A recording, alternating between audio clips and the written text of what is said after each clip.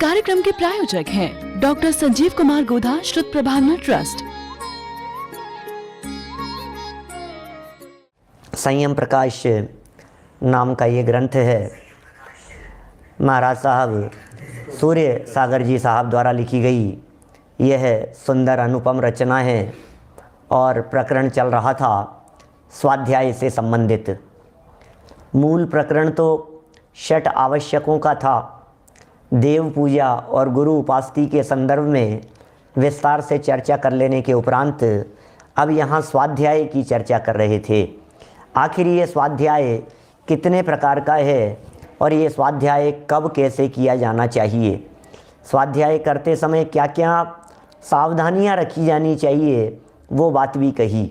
स्वाध्याय के लिए जो नियत काल बताया गया है उसकी चर्चा भी हुई।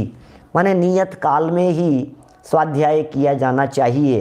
फिर यह भी कह दिया यदि योग्य काल नहीं हो, योग्य समय नहीं हो, योग्य परिस्थितियां नहीं हो तो क्या आप स्वाध्याय को छोड़ देंगे?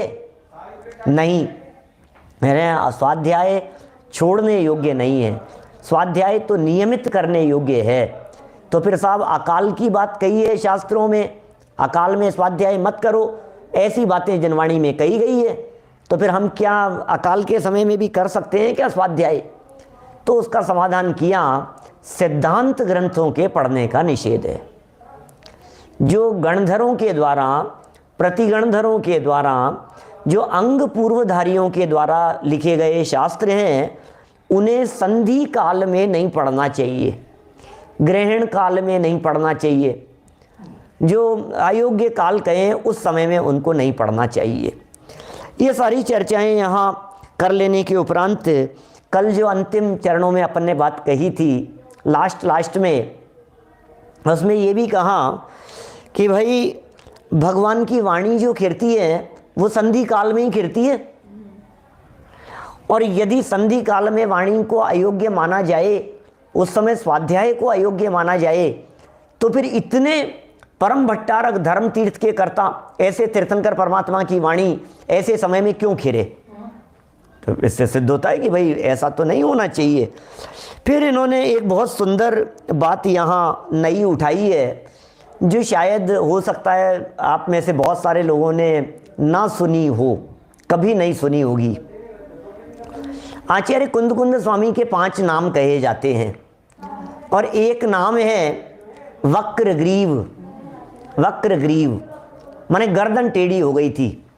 तो कई लोग उसमें इस तरह की बातें करते हैं कि वक्रग्रीव माने गर्दन टेढ़ी हो गई, इसका मतलब ऐसा लगता है कि शायद उन्होंने गलत समय पे स्वाध्याय वगैरह किया होगा तो उनकी गर्दन टेढ़ी हो गई। ऐसे ऐसे लोग तो लोग हैं, दुनिया तो दुनिया है। और इस तरह की बात यहाँ उठाई है और उसका समाधान महाराज साहब ने किया है। देखो भाई, आप हमारी सुनो चाहे मत सुनो, लेकिन ये सूर्य सागर जी महाराज साहब जो कह रहे हैं उस बात पर जरूर अपने को गौर फरमाना चाहिए। ये क्या लिख रहे हैं महाराज साहब यहाँ?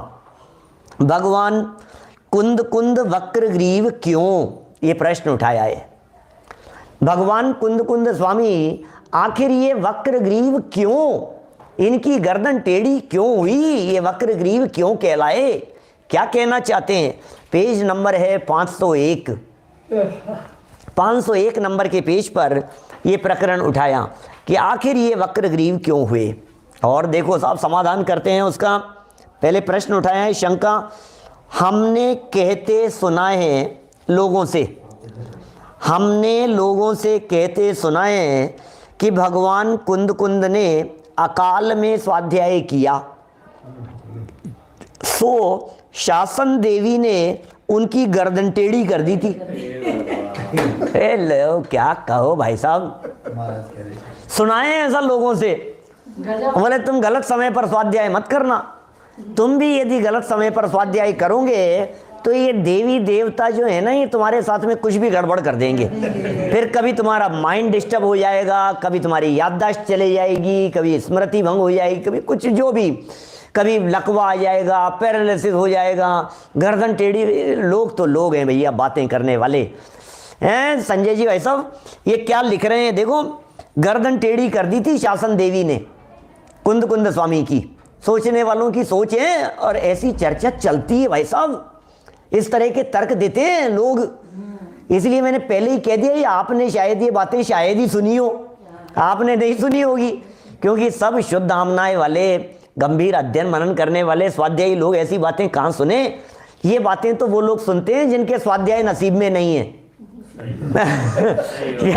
जिनके शुद्ध आत्मा की चर्चाएं नसीब में हैं, उनको ऐसी बातें थोड़ी ना मिलती हैं। शासन देवी का मतलब, ऐसे देवी देवता बहुत कहे हैं, जो रक्षक कहे हैं, यक्ष यक्षिणी कहे हैं, बहुत सारे व्यंतरवासी, भवनवासी, इस तरह के देवी देवता हैं जो शासन की रक्षा करने का, जिनको विकल्प तीव्र होता है, वे ऐसे कहे जाते हैं।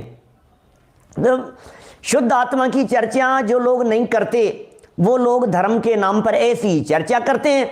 आपने अर्घ ऐसे कैसे चढ़ा दिया, ऐसे चढ़ाओ, ऐसे मत चढ़ाओ, उंगली ऐसे होनी चाहिए, एक उंगली ऐसे कैसे हो गई, ये 2 उंगली से, ये 3 उंगली से, इससे ऐसा, ये सब चर्चाएं धर्म के नाम पर, यही सारी चर्चाएं चलती है। भैया शुद्ध आत्मा की चर्चा करने वालों को, सच्चे मोक्ष मार्ग की चर्चा करने वालों को, सच्चे जैन धर्म की चर्चा करने वालों को ये सारी बातें करने सुनने की फुर्सत कहाँ है? कहाँ फुर्सत है? देखिए लिख रहे हैं यहाँ पर समाधान, यह बात इतिहास और शास्त्र से विरुद्ध है। पहला वाक्य, फर्स्ट वाक्य में झटका दिया, बोले तुम जो कह रहे हो ना, ये इतिहास से भी विरुद्ध है और शास्त्र से भी विरुद्ध है ये बात। यदि थोड़ा विवेक से विचार किया जावे तो यह बात निर्विवाद है कि स्वाध्याय आदि पुण्य क्रियाओं के अनुष्ठानों से कषायांश मंद होकर परिणामों में विशुद्धि होती है और उससे पुण्याश्रव होता है। अब आप सोचो थोड़ा सा, हम स्वाध्याय कर रहे हैं साहब, स्वाध्याय कर रहे हैं, तो स्वाध्याय से परिणाम निर्मल होंगे कि नहीं होंगे? कि हाँ कषाएं मंद होगी या नहीं? कि हाँ कषाएं भी मंद होगी। तो कषाएं मंद होगी तो उससे पुण्य बंधेगा कि नहीं? और ये विशुद्ध होंगे परिणाम, पुण्य बंधेगा, पुण्याश्रव होता है। भगवान सूत्रकार उमा स्वामी आचार्य ने शुभ पुण्यस्य अशुभ पापस्य द्वारा स्पष्ट किया है। ये तत्वार सूत्र का सूत्र है, शुभ पुण्यस्य अशुभ पापस्य, शुभ से पुण्याश्रम और अशुभ से पापाश्रम होता है। ये उमा स्वामी महाराज ने लिखा है इस तरह की बात। यदि किसी स्थल पर ऐसी घटना हुई भी हो जो आप कह रहे हो, तो ये समझना चाहिए कि अमुक व्यक्ति के ऐसे तीव्र अशुभ कर्म का उदय था। किसी की ऐसी घटना घट गई साहब कि अब कभी भी पढ़ता हो, स्वाध्याय करता हो, लेकिन उसके साथ पांव टेढ़ा हो गया, कि लकवा आ गया, कि कोई ऐसी घटना घट गई, तो उसका अर्थ यह समझना चाहिए कि अमुक व्यक्ति के तीव्र अशुभ कर्म का उदय था। यदि वे यह शुभाचरण न करते तो यह समझना चाहिए कि व्यक्ति को न जाने कितना कष्ट उठाना और पड़ता। क्या समझ में आ रही है बात? किसी व्यक्ति के एक पैर टूट गया, सर में गांठ निकल गई, मान लीजिए। अब कोई व्यक्ति है, तुम रोजाना प्रवचन सुनते हो ना, देखो तुम्हारे दिमाग में सर में गांठ हो गई। अब कोई व्यक्ति, बात तो बात है, दुनिया तो, अच्छा तुम ये गलत समय पे करते हो, ये उनका सुनते हो, तुम्हारे ऐसा हो गया, इससे तुम्हारे इस तरह की दिक्कत हो गई। तो महाराज साहब कह रहे हैं ऐसा समझना चाहिए कि ये कोई उस वजह से नहीं हुआ है, अपितु सही बात यह है कि कोई ज्यादा आफत आने वाली थी, वो इतने से में टल गई, ऐसा समझना चाहिए। ये लिख रहे हैं किसी स्थल पर यदि ऐसी घटना हुई भी हो तो ये समझना चाहिए कि अमुक व्यक्ति के ऐसे तीव्र अशुभ कर्म का उदय था कि यदि वे ये शुभाचरण न करते तो ये समझना चाहिए कि व्यक्ति को न जाने कितना कष्ट उठाना और पड़ता। धर्म के प्रभाव से इतने में ही बच गए, वे सब स्वाध्याय रूप तप का ही प्रभाव था। माने कुल मिलाकर के तो स्वाध्याय अत्यंत महिमावान चीज है भाई साहब, स्वाध्याय सर्वोत्कृष्ट चीज है। जितेंद्र जी साहब मलकापुर वाले ये जो बात कह रहे हैं, ये बात कितनी सरल शब्दों में कह रहे हैं। ये बात क्या कहना चाहते हैं? ये कहना चाह रहे हैं आप स्वाध्याय को कारण समझ लिया, क्या आपने ऐसा समझ लिया कि हमने स्वाध्याय किया इसलिए गड़बड़ हो गई? ऐसा नहीं होता है। स्वाध्याय तो हमेशा बेनिफिट देने वाला है, स्वाध्याय तो हमेशा अच्छा है। किसी व्यक्ति के पैर में कांट, देखिए ऐसी कथा आती है, एक कहानी पहले सुनाई है। 2 दोस्त थे, एक घर से निकला और रास्ते में दूसरा मिल गया। वो पिक्चर देखने जा रहा था, रास्ते में दूसरा टकरा गया कि तू कहाँ जा रहा है? बोले मैं मंदिर जा रहा हूँ। बोले तू कहाँ जा रहा है? कि मैं पिक्चर देखने जा रहा हूँ, तू भी चल। कि नहीं मैं तो नहीं चल रहा, तू मंदिर चल गई। बोले मैं नहीं चल रहा, मैं तो पिक्चर देखने जाऊँगा। अब एक दोस्त पिक्चर देखने चला गया और एक मंदिर चला गया। अब पता है क्या हुआ? जो मंदिर जा रहा था, मंदिर जाते जाते उसके रास्ते में कांटा लग गया, कोई चुभ गया है, थोड़ा घाव हो गया पैर में। और जो जा रहा था पिक्चर हॉल, उसको क्या हुआ? रास्ते में चलते चलते कोई अशरफी मिल गई, कोई गोल्ड का कॉइन मिल गया। अब दूसरे दिन मिले, बोले अब तेरे पैर में क्या हो गया? मंदिर जा रहा था ना कल उस समय, उसी समय मेरे। बोले अरे देख, तू मंदिर गया तो तेरे साथ में ये पैर में चोट लग गई, मेरे साथ में पिक्चर हॉल चलता तो ये देख मेरे को ये चीज मिली है। और दोनों को मिलती तो दोनों आधी आधी बांट लेते अपन। वहां बट रही थी, मुझे खजाना मिल गया। अब कहना चाहते हैं, आपको क्या लगता है? आपको क्या लगता है ये बात सच्ची है?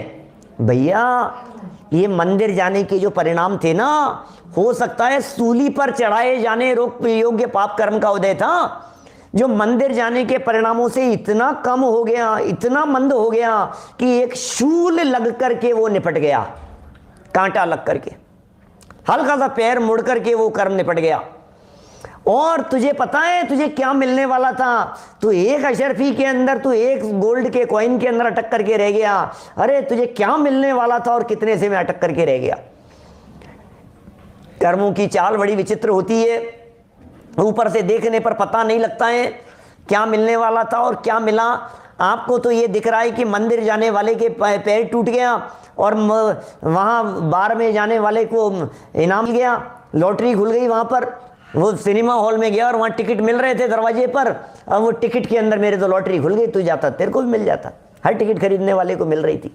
गलत फहमी के शिकार हो गए हैं। देखिए तप के प्रभाव से वो पाप कर्म कम हो जाता है।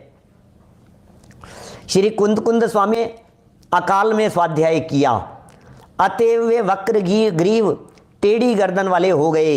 यह बात कपोल कल्पित है, केवल किंवदंतियों का इतिहास में कोई महत्व नहीं है। असल में कुंद का ही दूसरा नाम पद्मनंदी था और वे कौंड कुंड वासी थे। पश्चात नगरानुकूल उनका श्रुति मधुर नाम कुंद पड़ गया। उल्लिखित दोनों नाम श्रवण बेलगोल के ऊपर चंद्रगिरी पर्वत की मल्लीशेण प्रशस्ति में खुदे शिलालेख नंबर 9-10 में है। अन्य ग्रंथों में भी ये दो नाम मिलते हैं। नंदी संघ की पट्टावली में निम्नांकित 5 नाम आए हैं। कुंदाचार्य देव के 5 नामों का उल्लेख भी किया गया है। मैं पढ़ता हूँ, देखिए कुंदाचार्य देव के 5 नाम क्या हैं। बोले पहला तो कुंद, दूसरा नाम है एक वक्रग्रीव। पद्मनंदी इनका बचपन का नाम था। मैंने भी कुंदाचार्य देव के ऊपर जब विशेष प्रवचन किया तब भी मैंने इनके संदर्भ में सारी बातें बताई है। कौंड कुंडपुर के वासी होने के कारण तमिलनाडु के अनंतपुर जिले में एक गांव है कौंड कुंडपुर। उस कौंड कुंडपुर में कुंदाचार्य देव का जन्म हुआ था। और पद्मनंदी नाम के बहुत सारे थे मुनिराज उस समय में होते थे, तो इनका नाम कुंद पड़ गया। वक्रग्रीव गर्दन तिरछी होने के कारण एलाचार्य इनका नाम पड़ा था। विदेह क्षेत्र में इलायची जैसे आकार वाले, इलायची जैसे छोटे से प्राणी एलाचार्य। गिद्ध जैसे पीछी वाले। हाँ देखिए गिद्ध पिच अनंतपुर आंध्र प्रदेश में है। तमिलनाडु के जिले का नाम है, तमिलनाडु में भी होगा, ऐसा भी हो सकता है। देखिए क्या कहते हैं फिर, गृद्ध पिच और फिर पद्मनंदी। गृद्ध की पीछे से काम चलाया इसलिए गृद्ध पिच हो गया। और पद्मनंदी इनका मूल नाम था ही। परंतु पट्टावलियों में परस्पर विरोध होने से पूर्ण सत्य नहीं मानते, क्योंकि एलाचार्य नाम के आचार्य बहुत बाद के भगवत जिन सेनाचार्य के गुरु वीरसेन स्वामी के गुरु थे। ऐसा भी है। एलाचार्य नाम के भी दूसरे आचार्य भी हुए हैं। गृध्र पिच्च यह नाम उमा स्वामी का भी है। गृध्र पिच्च उमा स्वामी आचार्य को भी कहते हैं। और कहते हैं आगे, क्या कहते हैं, वक्रग्रीव नाम के आचार्य बहुत बाद हुए हैं। वक्रग्रीव नाम के आचार्य वे अत्यंत प्रसिद्ध थे, परंतु पट्टावलियों के लेखकों को उसका भेद ज्ञान न होने से तथा क्रम के अज्ञान से परस्पर संग्रह कर दिया है। ये कई तरह की बातें मिसमैच भी हुई है बीच बीच में। देखिए यहाँ लिखते हैं, वक्रग्रीव महामुनेर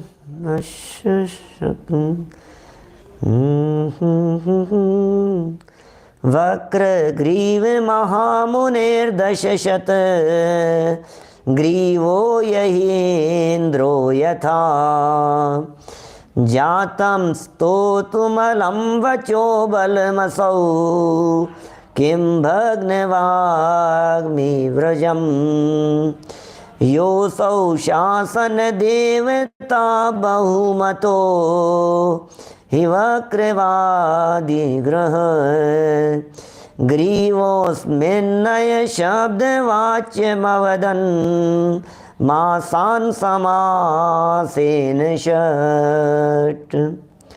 महामुनि वक्रग्रीव के बड़े बड़े वक्ताओं को हरा देने वाले, हटा देने वाले वचन बल की स्तुति 1000 ग्रीव वाला धर्मेंद्र भी नहीं कर सकता। शासन देवी ने उन्हें बहुत माना था। ये वक्रग्रीव की बात कर रहे हैं, कुंदकुंदाचार्य देव की। कुंदकुंदाचार्य देव की महिमा ये सब वहाँ लिखा है शिलालेखों में। शिलालेखों में इस तरह के उल्लेख मिलते हैं कि बड़े बड़े लोग भी मतलब उनकी वचन बल के माध्यम से स्तुति करते थे। 1000 ग्रीवाओं वाला धर्मेंद्र भी, 1000 जिह्वाओं वाला, 1000 गर्दन वाला ऐसा धर्मेंद्र भी उनकी स्तुति नहीं कर सकता। शासन देवी ने भी बहुत माना था। उन्होंने लगातार 6 महीने तक अथ शब्द का अर्थ किया था। उस समय बड़े बड़े वादियों की गर्दनें लज्जा के मारे वक्र हो गई थी, अतएव वे वक्रग्रीव कहलाए। क्या भाई, तो बड़ा क्या, देखो आप क्या क्या अर्थ है, आपको कहाँ मिले ऐसी बातें।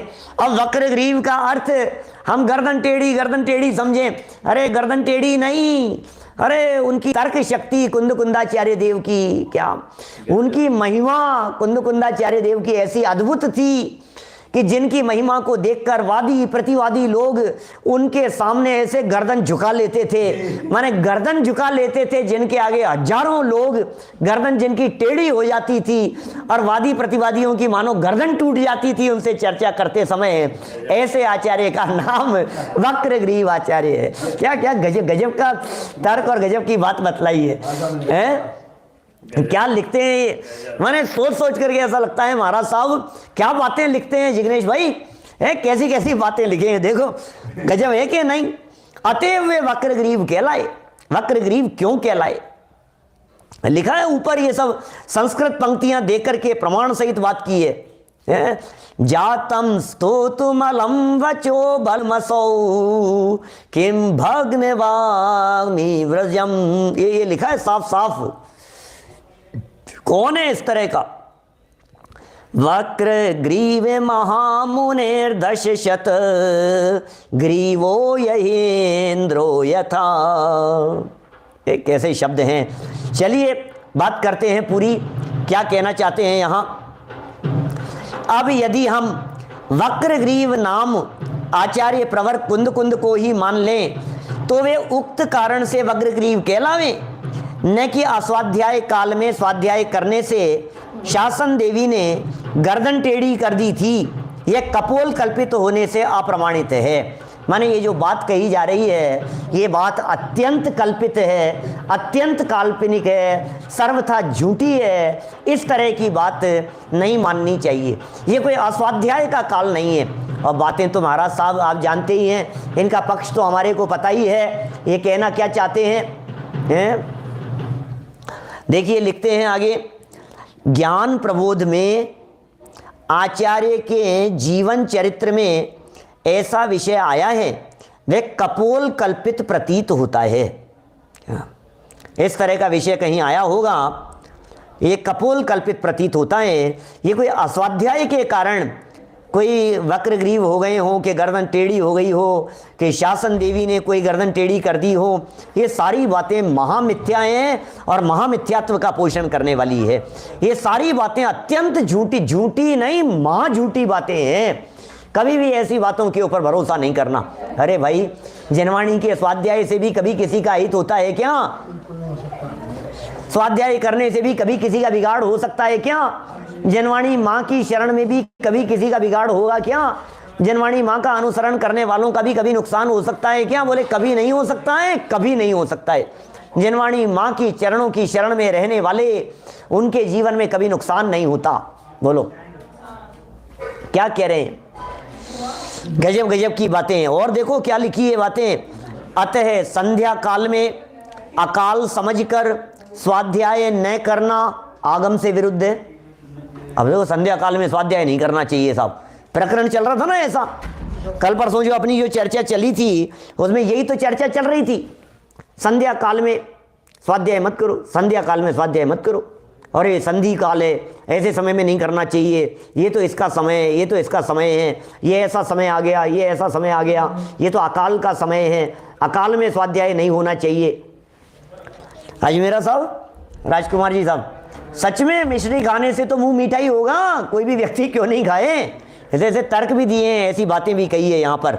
देखिए, अतः संध्या काल में अकाल समझकर स्वाध्याय न करना आगम से विरुद्ध है। जो ऐसा करते हैं वे प्रतिकूल मार्ग पर हैं। स्वाध्याय के न करने से ही जैन समाज में अज्ञान की प्रचुरता हुई है। बोलो कितना स्पष्ट कह रहे हैं। आप स्वाध्याय करो भाई साहब, क्या कर रहे हो? क्या आप स्वाध्याय करो, लोगों को स्वाध्याय की प्रेरणा दो, लोगों को कहो आप पढ़ो भैया, जिनेंद्र देव के वचनों को पढ़ो। अरे रोजाना पूजन करने वालों को, मैं तो ये कहता हूं, रोजाना पूजन करने वालों को रोज टोकना चाहिए। आप लोगों की जिम्मेदारी है, हम सबकी जिम्मेदारी है। मंदिर से निकलने वाले व्यक्ति को टोको, दर्शन करके निकलने वाले व्यक्ति को टोको, कभी कभी प्रश्न पूछ लो उससे, जिससे वही शर्मसार हो जाए। उससे पूछ लो, तुम्हें पता है क्या ये भगवान हाथ पे हाथ धर के क्यों बैठे हैं? मुझे क्या पता ऐसा ही बोलेगा। तुम्हें पता है क्या भगवान नासाग्र दृष्टि वाले क्यों बैठे हुए हैं? तुम्हें पता है क्या अपने भगवान कौन है? तुम्हें पता है क्या अपने 24 तीर्थंकरों के नाम आते हैं क्या? 24 तीर्थंकरों के नाम नहीं पता। तुम्हें पता है जैन कौन होते हैं, जैन किसे कहते हैं? मुझे क्या पता। तो मतलब आप जरा कभी भी कोई एक आध प्रश्न छोड़ दिया करो इस तरह के, कोई ना कोई प्रश्न। सचिन लुवाड़िया जी, कभी एक आध प्रश्न इस तरह का रोजाना पूजन करने वालों से। देखो, दर्शन करके जब आप निकले, कोई व्यक्ति पूजन कर रहा था, अब पूजन की किसी भी एक लाइन को पकड़ करके जब बाहर निकले तो उस व्यक्ति से पूछो, क्या अच्छा पूजन करके आ रहे हो क्या? हाँ पूजन करके आ रहा हूँ। रोज करते हो? कि हाँ। कि आपको मालूम है अभी अपने यहाँ इस धरती पर वो तीर्थंकर भी मौजूद हैं इसी धरती पर? हट, क्या बकवास, मैं नहीं मानता ऐसी बातों को। अरे तुम ही तो बोल के आ रहे थे अभी, विद्यमान श्री 20 तीर्थंकर सिद्ध प्रभु के गुण गाऊं। विद्यमान कह रहे थे, तुम ही तो बोल रहे थे अभी। कितने तीर्थंकर विद्यमान हैं? उससे पूछो विद्यमान कितने तीर्थंकर हैं? तो कहेगा मुझे नहीं मालूम कितने हैं। फिर उससे कहो अभी आप क्या बोल करके आए थे? विद्यमान श्री 20 तीर्थंकर। ओ बोलो रोज बोलते हैं, हमको तो पता ही नहीं था। कि बोले स्वाध्याय किया करो। समझ में आ रही है बात?